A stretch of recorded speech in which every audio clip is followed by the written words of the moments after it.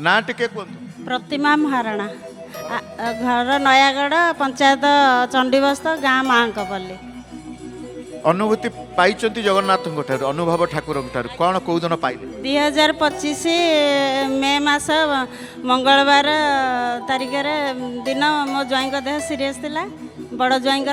महाप्रभु पाखे अखंड दीप जाली बाना पताका बांधी बोली जाची 22/5 गड़ी बोली जाची महाप्रभु सहीटा मोर गुहारी शुणिले मुझे पाखे आसिक बाना पताका बांधिली 22/5 गढ़ी आती सारा ज्वाईं कौन होता ज्वाईंकर ये होता जो डायबिटीज है कि गैस फैस है कि ये पेट पेट गैस